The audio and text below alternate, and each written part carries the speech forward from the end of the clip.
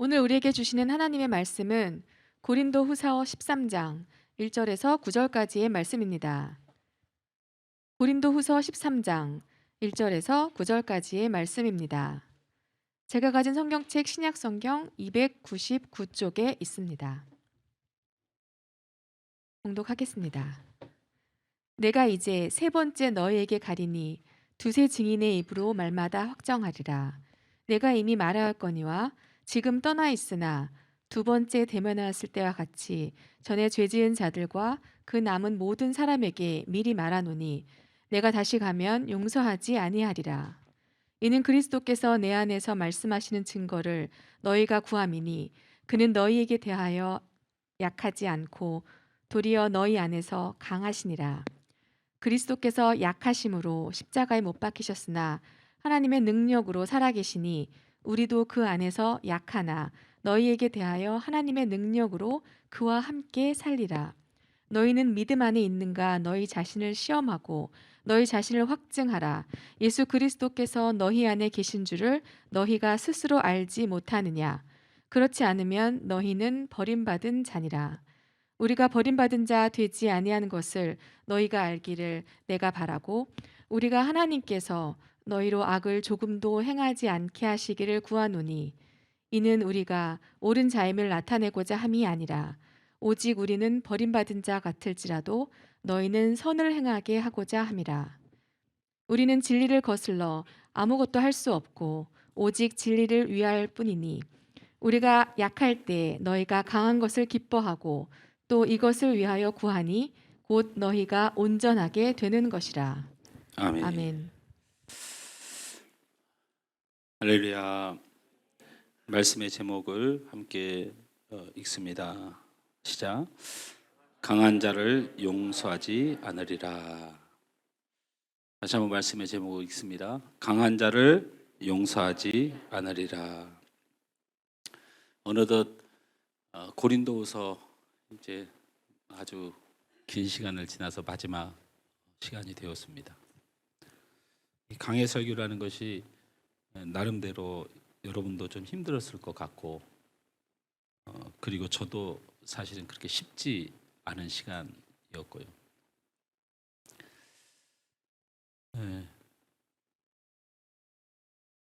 저는 목사의 기술이 있다면 말씀의 기술이어야 한다고 생각을 합니다. 그래서 제 인격으로나 어떤 특화된 능력으로나 워낙 무능한 자이기도 하지만 또한 제가 아주 유능한 것들이 있다고 할지라도 그것으로 교회와 성도들에게 나타내서 우리 교회가 내 사랑하는 성도가 팬덤에 의해서 그다음에 목회자의 재주에 반응하는 교회와 성도들이 되길 원하지 않습니다. 그래서 말씀을 전하려고 노력하는 것이 강의였고 말씀을 받아들이는 노력이 큐티이고 말씀을 따르는 노력이 제자 훈련이라고 믿고 진행한 것뿐입니다.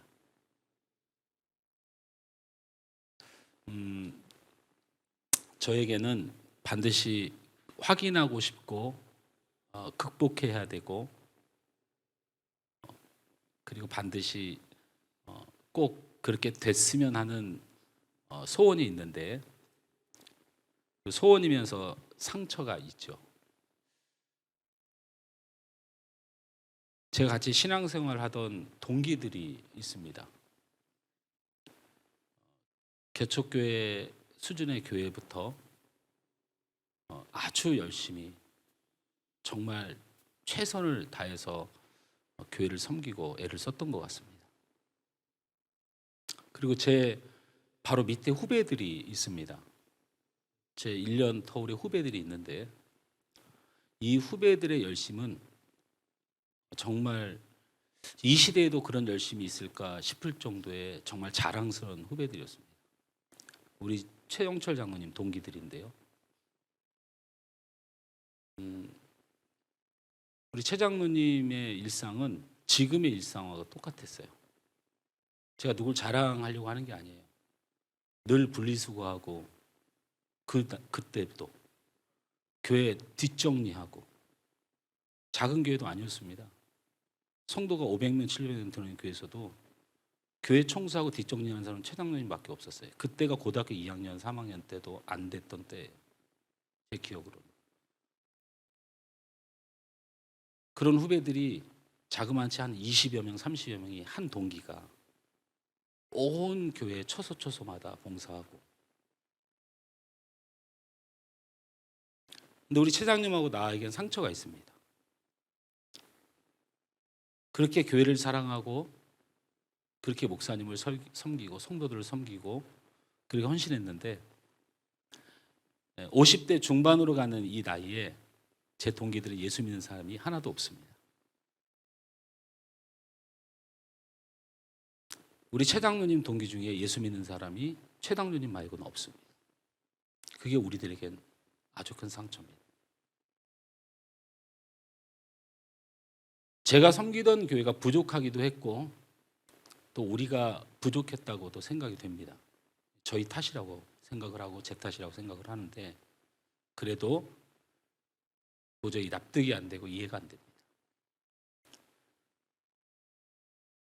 제가 우리 목회를 하면서 우리 성도들을 그와 같이 바라봅니다. 열심히 하고 좋아하고 목사가 잘하고, 과연 저들이 10년 후에 20년 후에 예수 믿는 자가 될까에 대한 확신이 없습니다.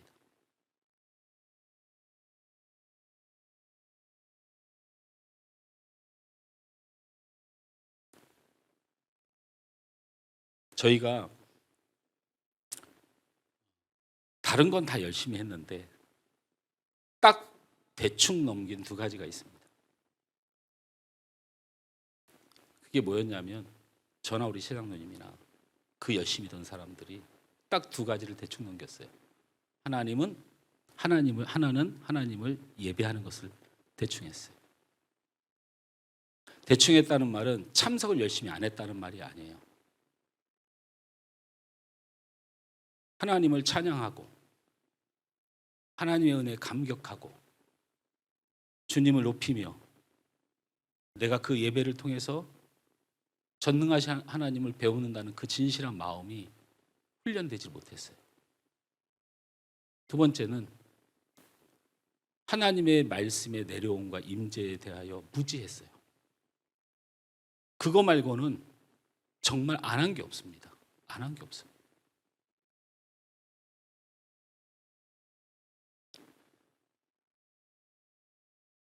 우리가 잘못했지만, 그리고 우리 세대는 너무 억울합니다. 우린 그렇게 신앙생활 하는 줄 알았어요. 그렇게 교회를 이뤄가는 줄 알았어요. 그렇게 하는 것이 신나고 좋았어요.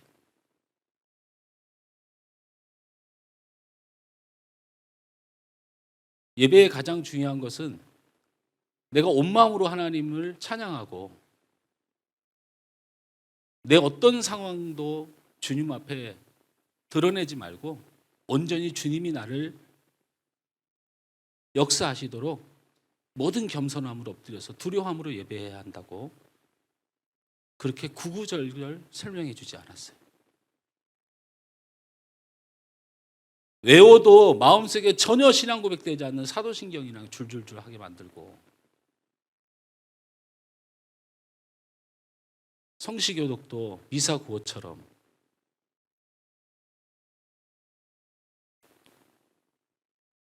하나님 말씀도 궁금한 게 천지고 모르는 게 천지고 도대체 무슨 말인지도 모르겠는데, 말씀을 잘 풀어내서 애쓰는 목사님들은 굉장히 우스워 보이고 지겹고 졸리고 그랬어요. 재밌고 즐겁고 신나게 해주는 목사님을 기대하고, 부흥의 때가 되면 그런 목사님도 오기를 간절히 기대하고, 진짜 하나님의 교회에서 신앙생활하면서 주고받아야 될, 하나님 앞에 올려드릴 것과 하나님께 내려받아야 될 교회와 신앙과 거룩한 하나님과 하나님의 백성과의 관계에 온전함을 애써 힘쓰지를 못했어요.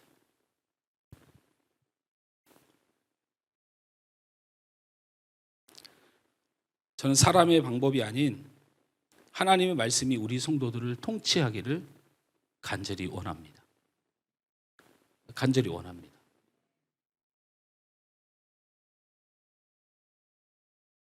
저는 우리 교회 성도들에게 세상적으로, 순간적으로, 육감적으로, 인격적으로 만족을 줄 수 없다고 인정합니다. 설교로도 프로그램으로도 획기적으로 관심을 집중시켜 부흥의 흥을 낼 수 있는 능력이 제가 좀 부족합니다. 그것도 인정합니다. 그럼에도 교회에서 말씀을 보고 말씀을 느끼고 말씀을 붙드는 시간은 지금은 열매가 보이지 않지만 반드시 열매를 얻게 될 나무로 심어지고 자라나고 있다고 믿습니다. 열매가 없지만 열매를 가진 수밖에 없는 교회와 성도들이 되어져가는 이미 승리가 보장된 순간들을 지나가고 있다고 믿습니다. 교회는 우리의 입으로 찬양을 올리고 하나님의 말씀이 내려오는 것임을 잊어서는 안 되고, 찬양이 올려지고 말씀이 내려지는 것이 교회의 본질임을 잊어서는 안 됩니다. 저도 버거운, 어제 우리 제자 훈련을 하는데 우리 애경 집사님이 저한테 그러더라고요. 목사님은 굉장히 고지식하대요. 근데 그 말이 오늘 아침까지 회개를 했어요. 제가 오늘 아침까지 진심이에요. 네. 첫째는 하나님 제 외모를 이렇게 만들어 놓으셔가지고, 사실은 안 고지식한데 이 인상하고 말투가 그런 사람을 만들어둔 거에 대해서 굉장히 불편함을 하나님께 말씀드렸고, 두 번째는 노력하고 해보려고 하고 내 성향을 좀 감춰보려고 하는데, 내가 그렇게 지금 15년을 살았다고 생각하는데 하나도 안 감춰진 거예요. 내 고집과 내 아집과 내 교만과.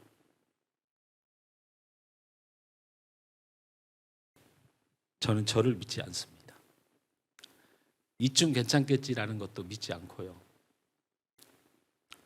그러나 내가 하나님을 두려워하고 하나님의 말씀과 주님을 찬양하는 자로 내가 변하지 않고 변화되지 않은 이 모습을 가지고 있지만 저는 반드시 열매 맺을 나무로 심겨졌다고 믿습니다. 오늘 고린도후서 마지막 시간인데 어떻게 마무리해야 될지 고민을 하다가 같은 말씀이 반복되는 것 같지만 이 고린도후서를 통하여 성령께서 사도 바울에게 주시는 마지막 멘트가 무엇인가에 대해서 고민을 해보기로 한 겁니다. 우리 1, 2절 말씀을 다 같이 한번 읽었으면 좋겠습니다. 같이 읽죠. 시작. 내가 이제 세 번째 너에게 가리니 두세 증인의 입으로 말마다 확정하리라. 내가 이미 말하였거니와 지금 떠나 있으나 두 번째 대면하였을 때와 전에 죄 지은 자들과 그 남은 모든 사람에게 미리 말하노니 내가 다시 가면 용서하지 아니하리라. 앞에 설명 또 뒤에 이야기 접어두고 바울은 고린도 교회인들에게 마지막 인사를 하는 겁니다. 이 13장이 마지막 인사장입니다. 저 뒤에 보면 뭐 은혜와 평강이 너에게 있을지어다 하고 형식적인 마침글을 쓰긴 했지만 마지막 대목에 바울이 갑자기 반드시 그 사람의 죄를 물어 그 죄를 용서하지 않겠다. 내가 세 번째 너희에게 가면, 이 말은 뭐냐면 첫 번째는 개척자로, 두 번째는 긴가민가로, 세 번째는 이미 소아시아의 대표 사도로서 베드로도 요한도 마가도 바나바도 아볼로도 받들어 섬기는 위치까지 오른 이 세 번째 방문에 내가 이 힘과 능력을 가졌을 때 용서하지 않겠다. 용서하지 않겠다고 메시지를 보낸 거예요. 그래서 바울이 과연 교회를 향하여 신앙생활하는 성도를 향하여 용서하지 않겠다라는 이런 메시지가 그동안 바울이 취했던 어떤 가르침이나 설령 야단을 좀 치더라도 그 깊이 있었던 그 사랑과는 사뭇 다른 어투라는 거죠. 그래서 1, 2절을 읽어보면 반드시 증인까지 대동해서 네 그 행위에 대해서 그 죄에 대해서 내가 분명히 용서하지 않겠다. 이렇게 말씀을 하고 있다는 거예요. 그래서 이 용서하지 않으려고 하는 바울이 죄로 지목하는 게 무엇일까? 무엇을 죄라고 말하는 것일까? 아무리 찾아봐도 바울이 명쾌하게 이런 죄는 용서하지 않겠다 이런 말이 없어요. 그래서 말씀을 열어보니까 13장에서 가장 많이 등장하는 뉘앙스의 말씀이 있어요. 한 절 한 절씩 한번 확인을 해볼 필요가 있겠죠. 과연 바울이 절대로 용서하지 않겠다는 죄가 무엇일까? 3절 말씀을 우리 다 같이 읽습니다. 시작. 이는 그리스도께서 내 안에서 말씀하시는 증거를 너희가 구함이니 그는 너희에게 대하여 약하지 않고 도리어 너희 안에서 강하시니라. 4절 말씀을 같이 읽습니다. 시작. 그리스도께서 약하심으로 십자가에 못 박히셨으나 하나님의 능력으로 살아 계시니 우리도 그 안에서 약하나 너희에게 대하여 하나님의 능력으로 그와 함께 살리라. 6절 말씀입니다. 우리가 버림받은 자 되지 아니한 것을 너희가 알기를 내가 바라고. 7절 말씀입니다. 우리가 하나님께서 너희로 악을 조금도 행하지 않게 하시기를 구하노니 이는 우리가 옳은 자임을 나타내고자 함이 아니라 오직 우리는 버림받은 자 같을지라도 너희는 선을 행하게 하고자 8절 합니다. 말씀입니다. 우리는 진리를 거슬러 아무것도 할 수 없고 오직 진리를 위할 9절 뿐이니 말씀입니다. 우리가 약할 때 너희가 강한 것을 기뻐하고 또 이것을 위하여 구하니 곧 너희가 온전하게 되는 것이라. 아멘. 아멘. 보이십니까? 바울이 죄로 여기고 절대 용서하지 않겠다는 본질이 무엇인지 어떻게 한 성경의 본문 9절까지 본문 중에 한두 절을 빼고 그 의미를 구구절절 다 담았는데 그 단어가 뭐냐면 약함입니다. 약함. 약함인데 약한 자를 용서하지 않겠다라는 의미로 약함을 쓴 것이 아니고 약한 것이 우습다고 생각하는 사람, 약한 것을 알기를 우습게 하는 사람, 우리가 약해진 것에 대해서 인생의 실패로 여기는 사람, 내가 세상에서 버림받고 내가 능력이 없고 내가 바르지 못한 절망과 죄악 가운데 있으면서 그 약함이 좌절이 되는 사람, 이 사람에 대해서는 용서하지 않겠다라는 뜻입니다. 버림받은 것이 서러운 것인데 서러워하는 그를 용서하지 않겠다. 무엇 때문일까?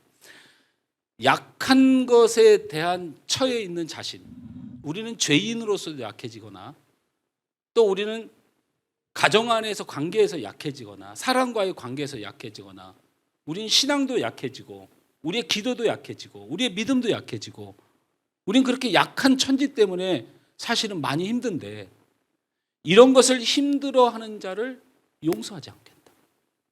이 말인 거예요. 말씀을 보면. 그러면 무엇 때문에 바울이 굳이 약하고 힘없고 실패하고 좌절하고 그리고 가진 것이 없고 가난하고 늘 패배하고 늘 서름당하고 외로움당하는, 그래서 그 심경에 처해져 있고 그 상황에 처해져 있는 죄인들과 연약한 자들과 불쌍한 자들의 처해 있는 그들을 향하여 너희들 절대 용서하지 않겠다라고 말하는 것일까? 따라서 합니다. 강한 것을 능력을 좋아하는 우리는 죄인입니다. 바울이 말하고 싶은 본질은 너희가 약할 때, 너희가 죄인 되었을 때, 너희가 실패했을 때, 너희가 능력이 없었을 때에 그런 자신을 깨닫고 그것을 받아들이고 그것을 인정하고 오직 하시는 일, 일하시는 이, 내게 능력 주시는 자는 하나님인 줄 아는 참 약함을 가지라는 겁니다. 그렇지 않은 자는 그 안에 예수가 없는 자들이다라고 이야기합니다.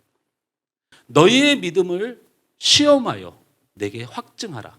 이 말씀은 너희의 믿음 곧 나는 약하나 내 안에 있는 예수가 능력이 있음을 믿는 믿음을 내게 보이라는 거예요.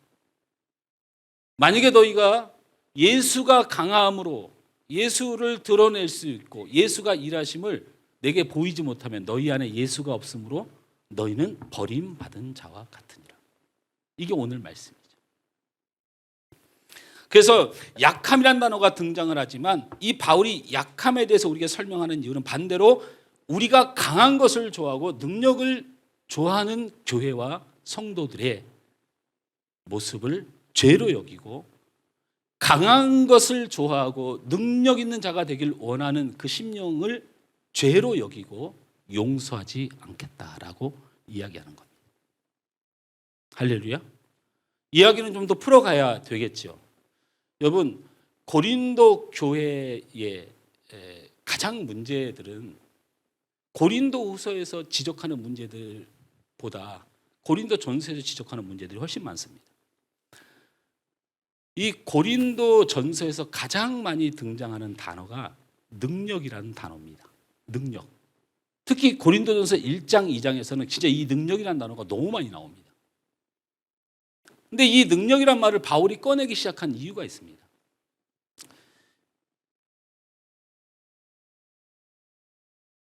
우리는 그 능력이라는 단어를 세상과 인생과 젊은이들은 굉장히 중요한 포인트로 여깁니다. 착한 남자는 착한 여자들을 좋아합니다. 그리고 착한 여자는 나쁜 남자를 좋아합니다. 예. 근데 이 나쁜 남자들은 돈 많은 여자를 좋아합니다. 그래서 짝을 맺기 시작하는데 먼저 착한 여자는 원치 않는데 이상에 끌려서 나쁜 남자하고 결혼을 합니다. 그리고 이 나쁜 남자도 그렇게 살아서는 안 되는데 꼭 돈 많은 여자를 찾아서 결혼을 합니다. 착한 남자, 착한 여자, 나쁜 남자, 돈 많은 여자, 이 네 인생이 존재하는데 착한 여자는 나쁜 남자를 만나고 나쁜 남자는 돈 많은 여자를 만납니다. 그러면 여러분 누가 남습니까? 그래서 솔로들 중에 착한 남자들이 많습니다. 제가 보니까 우리 교회도요, 솔로들은 다 착한 사람들이에요. 슬픕니다. 이게 아주 슬픈 현실이에요. 왜 그렇습니까? 왜 솔로들은 다 착한 남자입니까? 여자들은 능력 없는 남자 싫어합니다. 맨날 당하고 맨날 퍼주고 맨날 챙기지도 못하고 내 인생 저런 인간한테 맡겨봐야 뻔하다는 생각이 들거든요. 참 세상이 아이러니 아닙니까? 세상에는 여러분 착한 남자만 남고요. 대한민국 교회를 다 뒤져봐도 가장 많은 게 착한 남자입니다. 근데 다 혼자입니다.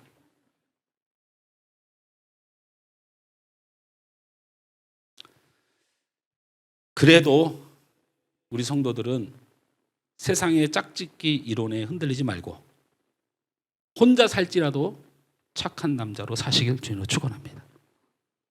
아멘 한 사람은 혼자 영원히 사는 게 걱정이 되긴 하지만 제가 말하고도 너무 웃음이 나오죠. 죽겠네 아주. 제 동생을 보고 있으려니 마음이 답답하고 그렇습니다. 정말 착하거든요. 착한 것이 의미가 없는 세상이 된 것의 주범이 뭐냐면 능력이라는 매력입니다. 그게 우리의 마음을 다 뺏어가요. 다 뺏어갑니다. 그 능력 즉 강함이 우리에게 그렇게 매력적인 것입니다.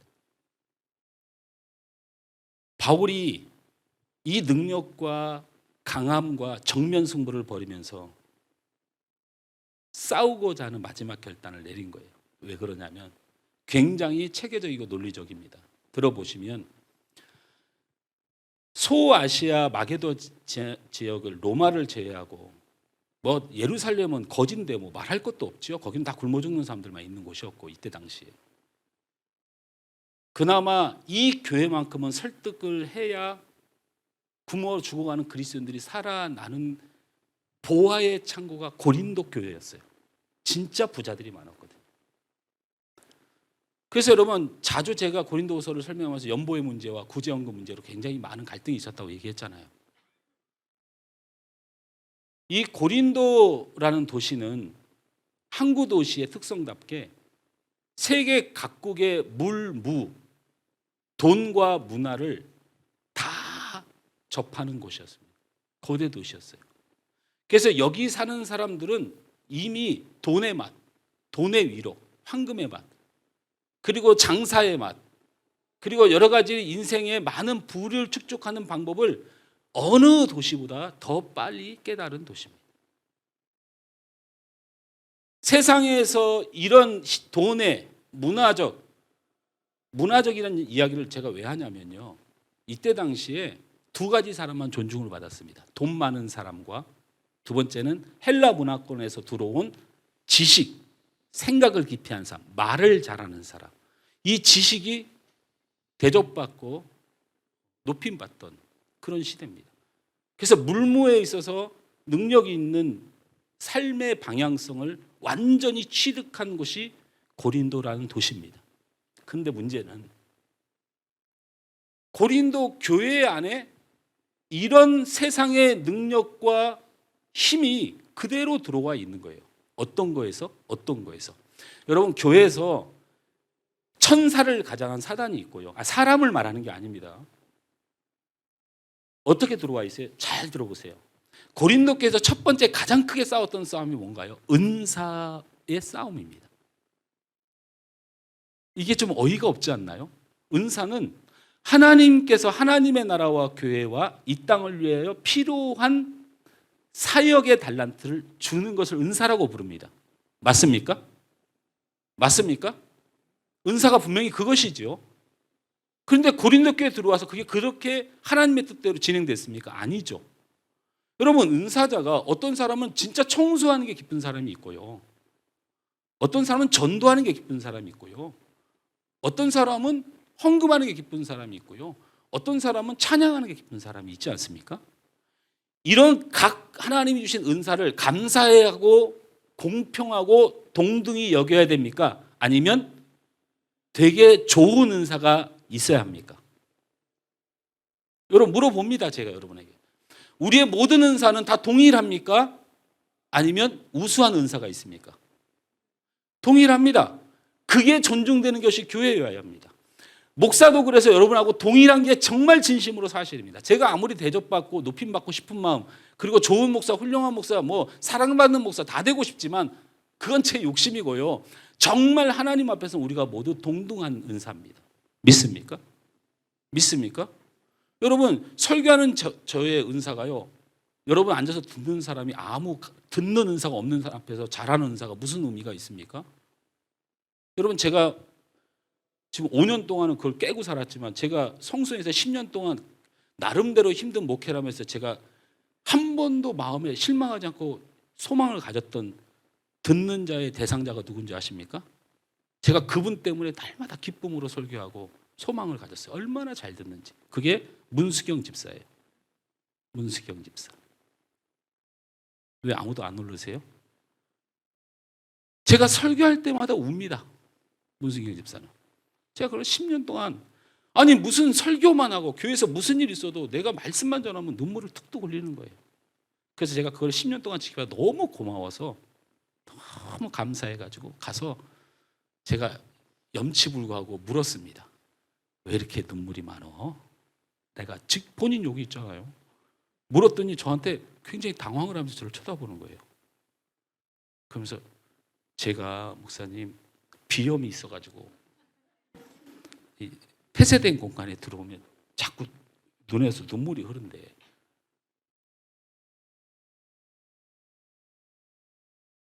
진짜 절망과 좌절이 되더라고요.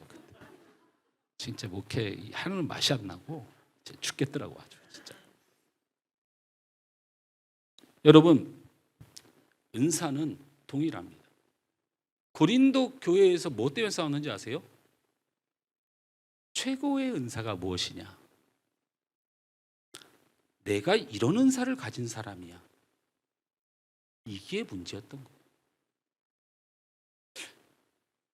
은사가 최고라는 말이 그럴싸해 보이지만요, 하나님이 원하시는 은사는 주를 섬기는 것이고 성도를 사랑하는 것이고, 그리고 하나님의 나라를 이루기 위하여 필요한 곳곳에 하나님이 퍼뜨린 사람들이 은사인데, 세상의 것이 그대로 들어와서 그 매력적인 능력과 힘이 들어와서 그 은사 중에서도 최고의 은사가 있고 자랑하고 싶은 은사가 생기기 시작한 거예요. 이 고린도 교회가.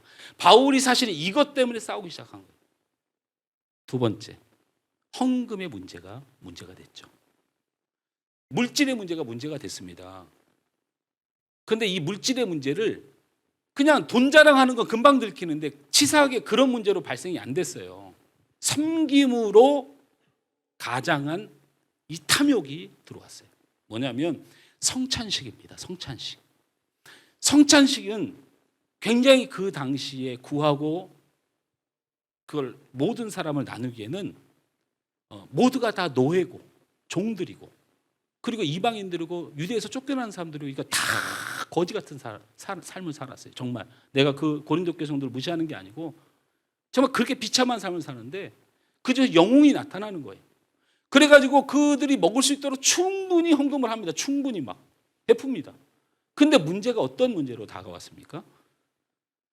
그 사람이 일 끝나기 전까지는 아무도 못 먹는 교회를 만들어 버렸어요. 고린도 교회 성찬의 문제는 거기에 있었던 거예요. 그래서 바울이 너무 화가 나가지고, 너희가 헌금한 거니까 너희 것이고 너희가 능력자고 너희가 먹을 권한이 있어서 이렇게 배고픔에 허덕임에 교회 가면 그래도 먹을 수 있는 소망을 가지고 그 사랑에 고마워서 나온 성도들을 그렇게 불쌍하게 만들어야 되겠냐?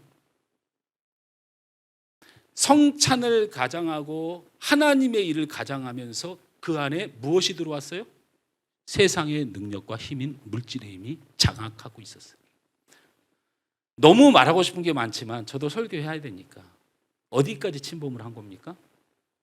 설교에까지 침범을 한 거예요. 하나님의 말씀을 전하는 나인까지 드디어 손을 대기 시작했어요. 이 세상이. 그래서 아볼로가 설교를 잘하느니, 베드로가 더 은혜스러우니, 바울이 말도 오느라고 잠만 오느니,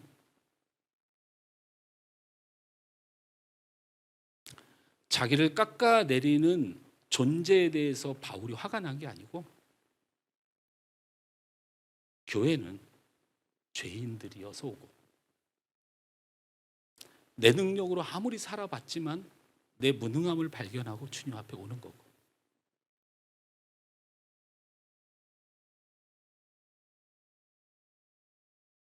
여러분의 인생의 경험과 여러분의 인생을 살아가는 모든 삶에 만들어진 능력과 노하우로 여러분 세상에서 이기면서 싸워나가 승리할 수 있을 거라고 생각합니까? 여러분이 적지 않은 시간을 꾸역꾸역 살아왔습니다. 개인에게는 인생을, 부부에겐 가정 안에서. 자녀를 키우면 부모의 마음을 알 것 같아서 부모에게 효될 것 같습니까? 여러분이 인생의 경험을 통해서 꾸역꾸역 만들어온 여러분의 인간의 힘과 가치가 여러분을 자유케 하고 세상을 이겨내고 어떤 갈등도 다 이겨낼 수 있는 능력의 사람으로 여러분을 만들 수 있을 거라고 생각하십니까? 우리는 백전백패합니다.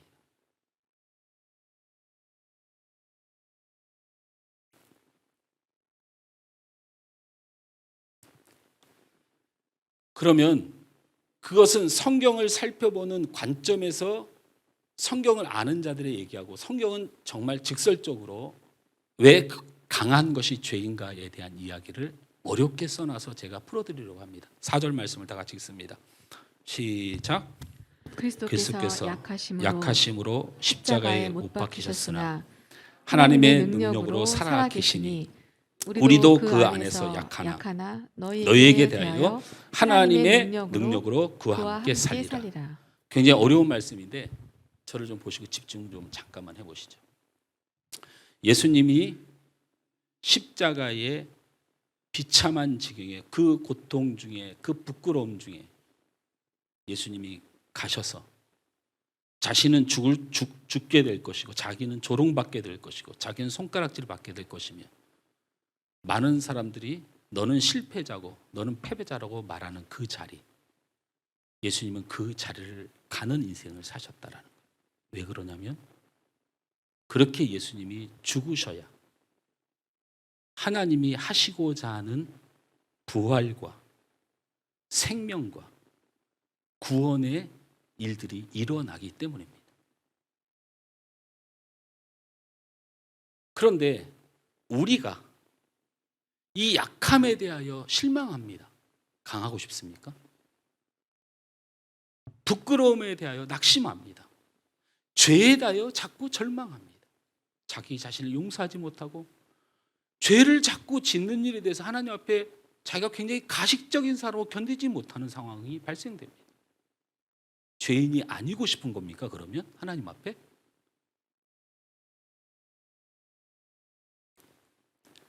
이 사절의 말씀을 쉽게 풀면 이런 얘기입니다. 우리가 우리의 강함으로 우리의 능력으로 무장하면 우리는 우리가 할 수 있는 것을 하는 동물과 같은 금수와 같은 인생 외에는 남는 게 없습니다. 그러나 내가 그렇게 강함으로 내가 나를 이겨내고 싶은, 당당하고 싶은, 잘하고 싶은 자꾸 이런 마음이 우리 마음속에서 자꾸 솟아나고 내 오름이 자꾸 솟아나고 뭔가 내가 잘해야 되겠다라고 하는 인정받는 이런 것들이 내 교만이 자꾸 솟아나면 내 안에 무엇이 개입할 수 없습니까? 하나님의 능력이 개입할 수 없습니다. 그래서 우리는 우리 자신을 계속 비우는 일을 해야 됩니다. 내 의도 비워야 합니다. 내 열심도 비워내야 됩니다. 내 자랑도 빨리 낮춰야 됩니다. 내 교만도 비워내야 됩니다. 신앙 안에 내 인격적 안에서도 계속 비워내야 되지만 이 땅에 어떤 자랑할 만한 어떤 것도 내 인생의 기반에서 다 걷어내야 됩니다. 이렇게 우리는 살아가야 합니다. 저를 보더라도 제가 얼마나 교만덩어리인 것을 압니다. 저는 정말 감사한 게 우리 장로님 두 분이 여기 계시지만 우리 양 장로님은 여러분 보기엔 어떠세요? 좀 카리스마가 있고 막 지도력이 있고 막 그런 것 같습니까? 잘 모르겠죠? 다바오 목장 손 들어봐요. 언능 들어요. 다바오 목장. 양호영 장로님을 옆에서 좀 오랫동안 지켜보니까 카리스마 있고 능력 있고 지휘력 있고 감동 있고 막 그렇습니까? 장로님 어떻게 장로님이 되셨고 남전도회장이 전국 남전도회장이 그런 식으로 인재가 안 돼가지고 어떡하려고 합니까? 여러분 양 장로님의 희한한 점은 뭔지 아세요? 제가 본 물론 남전도회장이 이렇게 작은 교회 장로는 처음이죠. 네, 뭐 몇천 명 교회 장로나 돼야 여기 명함 내미니까요. 저렇게 남의 말 잘 듣고 잘 섬기고 늘 한결같이 봉사만 하고 약하고 공격만 당하고 그런 사람이 참 드뭅니다. 제가 그래서 기대가 되는 거예요. 약하니까 장로님 제가 기대하는 겁니다. 여러분 우리 최 장로님이요 노예에서 소문난 일꾼입니다. 근데 노예는 한 번도 간 적이 없어요. 근데 정말 진심으로요. 제가 뭐 여러분이 목사님이 거짓말을 하나 사실을 말하나 제가 노예 교회 명단 줄 테니까 최 장로를 모르는 사람이 있는가 보세요. 목회는 제가 하는데 이 교회의 힘은 최 장로에 있다고 믿는 사람들이 많아요. 실제로 실물을 안 봐서 그러기도 한 것 같고. 어떤 것 때문에 그렇습니까? 사실 저에 대해서 진짜 가장 많이 잘 알잖아요. 제 중학교 때부터 고등학교 때부터 나를 그냥 내 인생의 모든 걸 본 사람이고, 같이 찬양 세워할 때 내가 얼마나 교만해가지고 막 몇천 명 모인다고 나 혼자 고만하고 호텔방에서 막 불러대고 막 너 저리 가라 너 이리 와라 막 이렇게 할 그런 더러운 모습까지 다 본 친구고, 저 밑바닥까지 땅에 떨어져서 있었던 걸 다 본 친구인데, 그래서 어떻게 친구 같은 사람을 50대 중반까지 장로로 교회에다 두냐고 그걸 너무나 신기해하는 거죠. 정말 우리 교회는요, 우리 성도들이 귀합니다. 솔직히 고백하는 거고, 제가 우리 교회가 조금이라도 인간적인 욕심을 좀 부려서 좀 부흥되길 원한다면 좋은 성도들에게 하나님이 갚아주길 원하는 마음이 간절합니다. 하나님, 우리 좋은 교회 좋은 성도를 주셨는데 하나님 이들에게 좀 갚아주세요. 그런 마음이 제 안에 있습니다. 근데 저를 보면 기회만 주면 밤새도록 이 한낮의 햇빛과 사람들의 발길과 이 자연 때문에 잔디가 풀이 죽거든요. 이게요, 새벽만 되면 이슬 먹고서는 뻘떡뻘떡 일어나요. 아침에 산책하면요 뻘떡뻘떡 일어나요. 말씀 안에 그리스도 안에 나를 점검하고 날마다 깎아내고 밟아내야 돼요. 그래서 나는 죽고 나는 약해져야 하나님의 능력이 내 안에 역사합니다.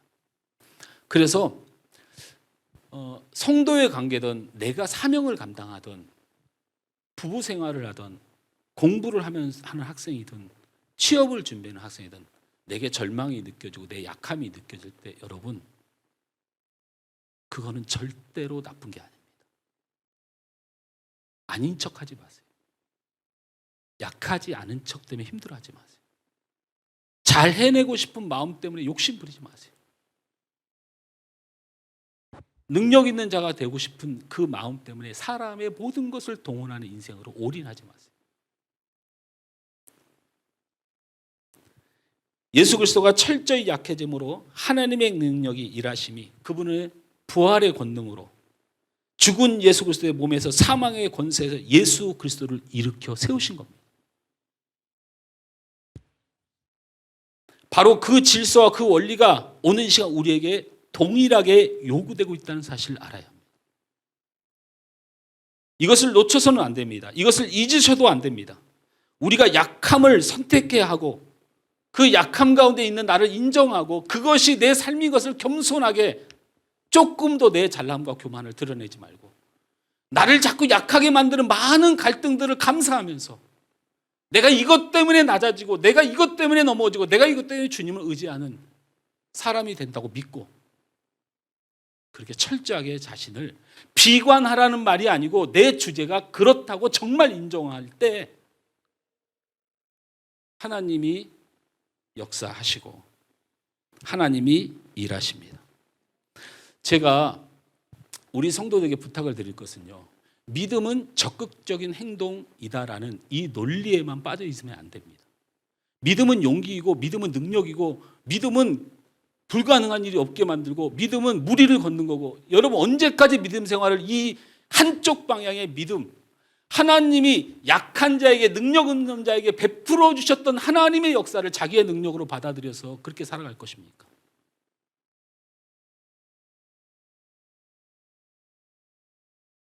정말 우리에게 필요한 신앙은 소극적인 신앙, 말씀을 받아들이고 하나님 말씀 때문에 감내하고 하나님 말씀에 순응하고 내 자신을 잘라내면서 하나님의 원하심을 듣는 제발 그 소극적인 신앙에 여러분 최선을 다해야 됩니다.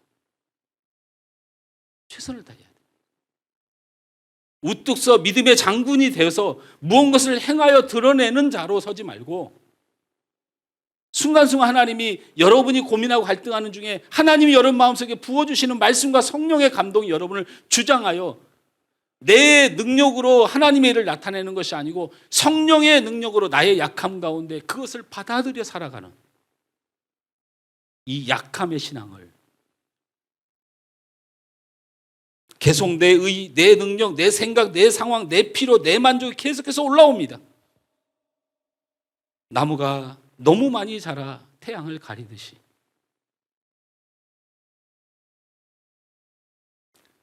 이것은 훈련이 행동적으로 습관적으로 굉장히 필요합니다.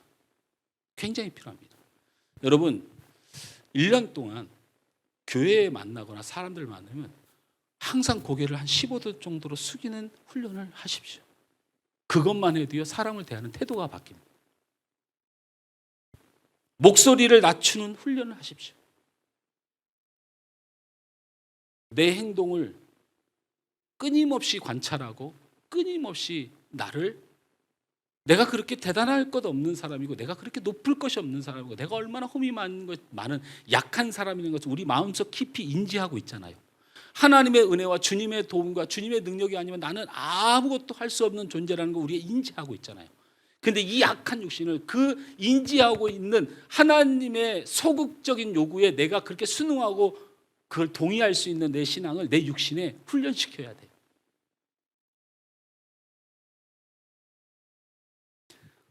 하나님이 들으시고 역사하는 기도를 기억하십시오. 성전에서 사람들에게 보이게 자신을 드러내고 자신의 자랑을 말하고 내가 금식하고 있다고 말하고 내가 헌금하는 자고 내가 말씀 따르는 자라고 하나님 저 여기 있습니다 하고 손을 높이 들었던 바리새인의 기도는 하나님이 기뚱으로도 안 들으셔요. 절대 안 듣습니다. 그런데 성전 가까이 가기가 무섭고 자기가 너무나도 많은 죄를 져서 사람들 틈에 끼지 못해서 성전 미문 저 끝더리에 돌짝에 앉아서 성전만 바라보며 눈물만 흐리는 세리가 하나님 저 너무 죄인인데요. 제가 하나님 앞에 사랑을 받을 자격이 없습니다. 저는 더러운 세리입니다 라고 울부짖을 때 예수님이 그를 나의 친구라고 말했어요.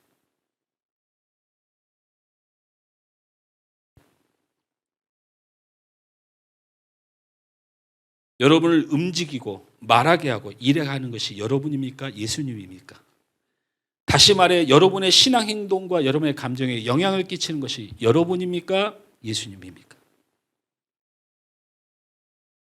그런 것을 증명해내는 약한 자고 예수만이 나의 소망이 되시는 것을 고백하는 믿음을 보이면서 살아야 합니다.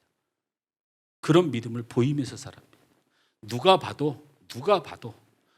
봐도 우리 희영 집사님을 보면 참 저렇게 약하고 참 모나고 참 인생이 안 풀리고 그런데 저 안에 무엇이 있는데 늘 겸손하게 변함없이 자신을 높이지 않고 감사하면서 누가 그 안에 있을까요? 예수가 있음을 증명하라는.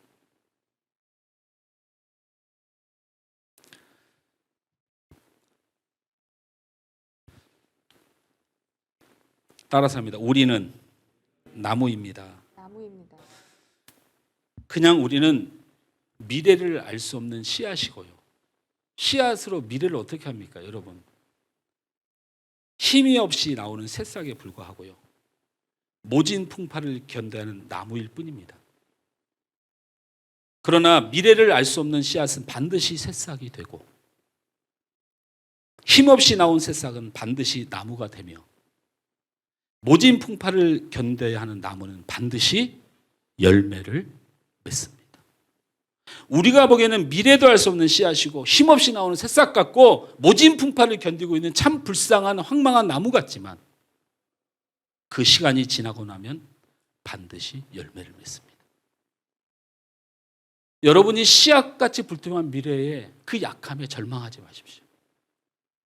그 새싹의 연약함에 너무 절망하지 마십시오. 힘써서 노력했으나 황망한 세상 가운데서 갈 길을 잃어버린 외로운 나무처럼 우두커니 서 있다고 낙심하지 마십시오.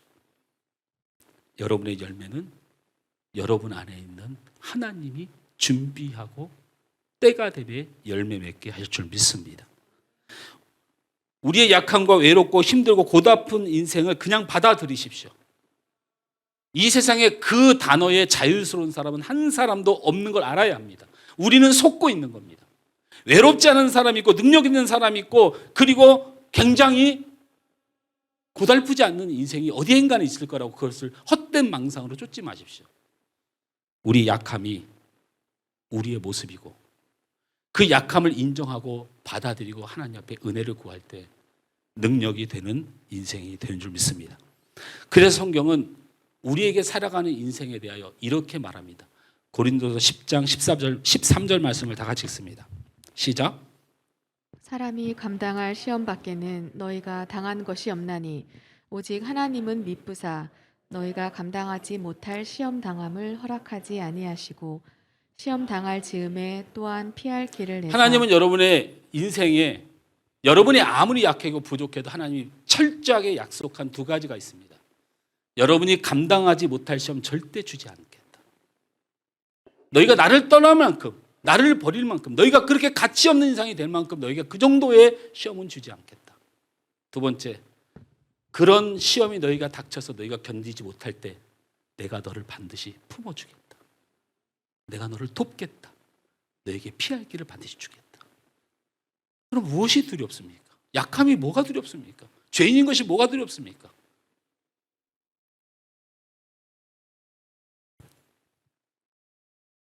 말씀했습니다.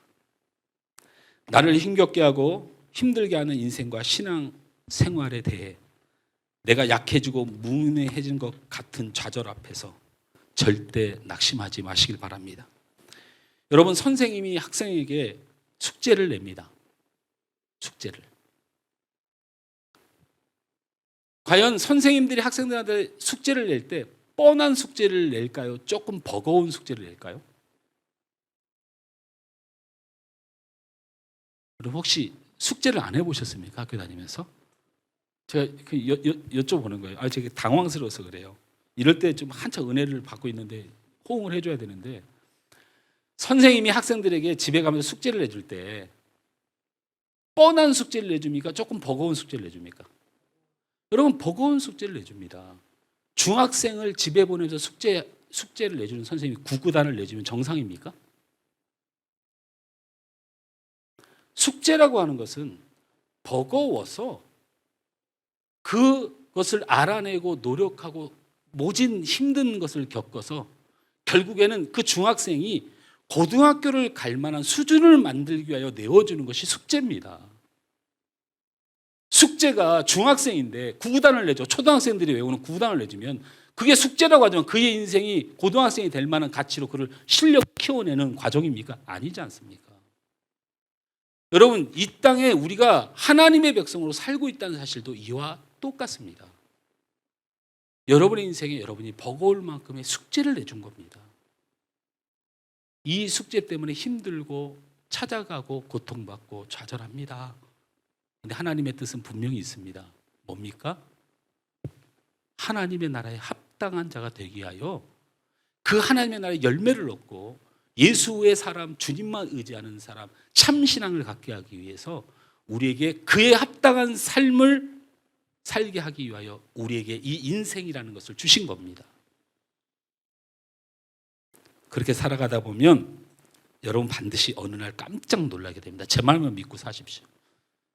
강하려고 하지 말고 약함을 인정하고 주님 앞에 그 약함에 대하여 고민하고 그리고 고통받는 인생에 대하여 너무 낙심하지 말고 내가 이를 통하여 하나님의 시험을 통과하고 있고 감당할 만한 은혜도 주실 거라는 믿음 안에 살아가면 내가 어느새 여기까지 왔지?